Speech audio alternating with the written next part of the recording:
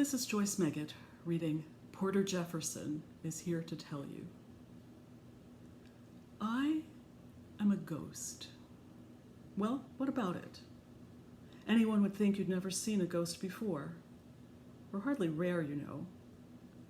That scrap of chiffon curtain wafting past the corner of your eye, the clank of metal bins that woke you up 6 times last night. Come off it. We both know your wheelie bins are plastic and you have those soundproof curtains anyway. What my friend and I would like to know is this. Why do you never go outside anymore? I told him it was clearly sudden onset agoraphobia, though just between ourselves, I've never seen a case come on as quick as yours. When I died in 1995, all the newspapers were running stories about video game addicts.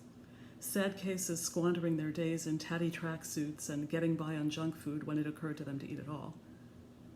They reduced the world to one small, compelling rectangle, and they never tore their eyes away from it if they could help it. Sound familiar? I don't miss screens at all. A ghost can't see or hear them, and that's just fine by me. I expect by now that Doctor Who has long been off the air in any case. Never mind, you won't have heard of it. Freddie now, the only screen he ever saw was at the Rivoli.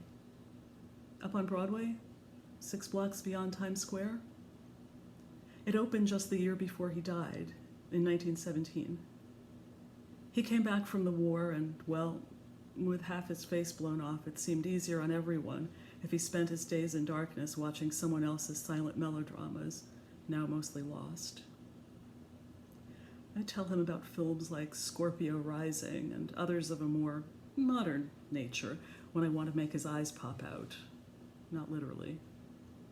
The two of us are ghosts, not zombies. We have all our parts intact. They still work, they're just transparent. Thank goodness she's a reader is what I used to say to Freddie. He agreed. You were always such a great one for bringing home a stack of books. You made the rounds of all the shops and gave your library card a regular workout, too. But now you haven't been outside in weeks. Have you won the lottery? I believe you won a fortune and don't ever have to go to work again. I hope you gave that boss of yours a telling off. Now, why don't you go out and revel in your newfound wealth? Get some nicer furniture, a new dress or 3. Throw a party. And buy yourself a better place than this and go away. Hint, hint.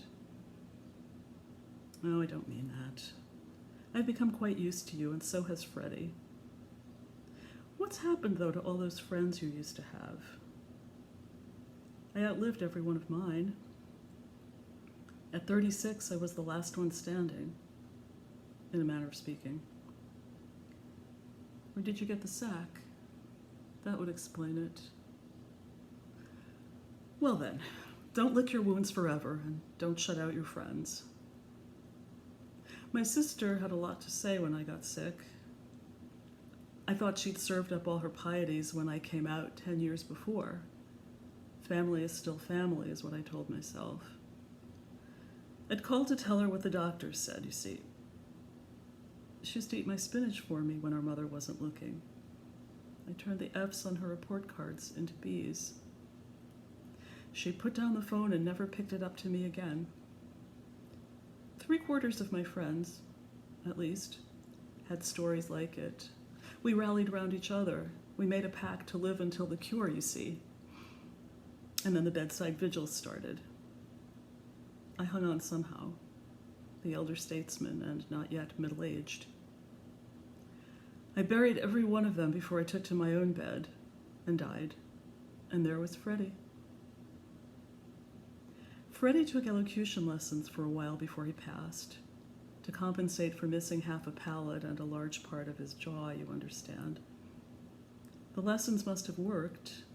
I've always understood him perfectly. He's taught me everything he knows, and I've been practicing.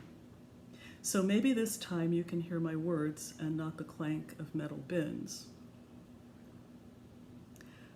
What I want to say to you is this. Don't overdo the chocolate. Make yourself a decent meal tomorrow. Remember not to isolate your heart. You're not going to be alone forever. Band together with your friends and work like hell for better days ahead. And put clean socks on every morning.